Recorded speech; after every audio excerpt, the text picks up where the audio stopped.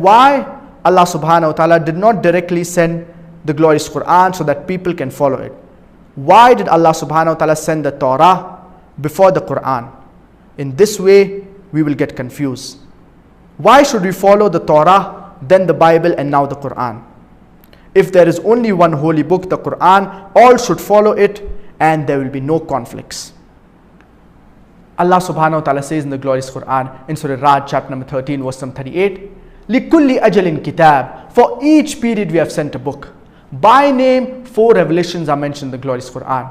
The Torah, the Zabur, the Injil, and the Quran. The Torah was the Wahi, the revelation that was given to Moses, peace be upon him. The Zabur was the Wahi, the revelation that was given to David, peace be upon him. The Injil was the Wahi, the revelation that was given to Jesus Christ, peace be upon him. And the Quran is the last and final revelation that was revealed to the last and final messenger, Prophet Muhammad, peace be upon him. So by name, 4 revelations are mentioned in the glorious Quran. But there were several other revelations. For example, Suhuf Ibrahim, the scrolls of Prophet Ibrahim. But all the revelations before the glorious Quran, they were only meant for those people and for that time. They were time bound. But the glorious Quran, it is not meant only for the Muslims or only for the Arabs, but the glorious Quran, it is meant for the whole of humanity.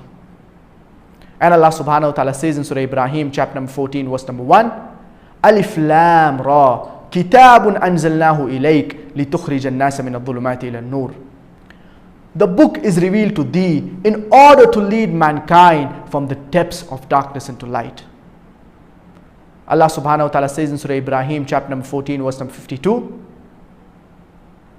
Here is a message, let them take warning thereof, and let them know that there is one God. Let men of understanding take heed. Allah subhanahu wa ta'ala says in Surah Baqarah, chapter number 2, verse number 185, شهر رمضان الذي أنزل فيه القرآن هدى للناس وبينات من الهدى والفرقان. Ramadan is the month in which the glorious Quran was revealed as a guidance for mankind. So the glorious Quran, it is a guidance for the whole of humanity. So the glorious Quran, it is meant for the whole of humanity. Now why did Allah subhanahu wa ta'ala reveal the glorious Quran directly? The previous revelations that were revealed, they were meant for those people and for that time. But Allah subhanahu wa ta'ala did not reveal the glorious Quran directly, perhaps because the people, they would not be able to grasp the message. And I would like to give you a simple example. When we study in school, we study gradually and step by step.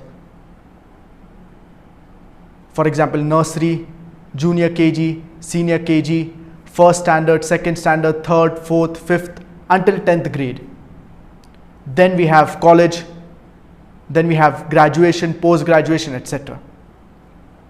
So it is a gradual and step-by-step procedure.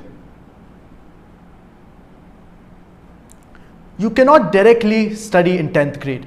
You have to study first grade, second grade, third grade.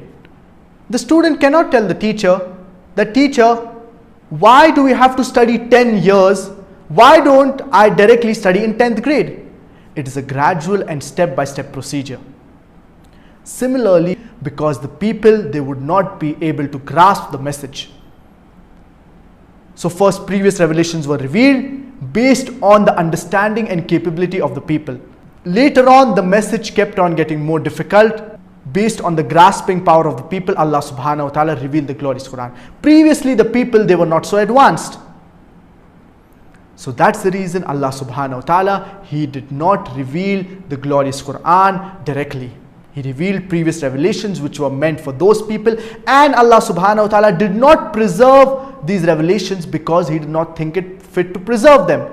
They were only meant for those people. Allah subhanahu wa ta'ala says in Surah Hijr, chapter number 15, verse number 9, Inna nahnu nazzalna dhikra wa inna lahu lahafidhun. And it is we who have revealed the glorious Quran, and it is we who will guard it from corruption. So the glorious Quran, it is guarded from corruption. And Allah subhanahu wa ta'ala has said that He will guard the glorious Quran from corruption.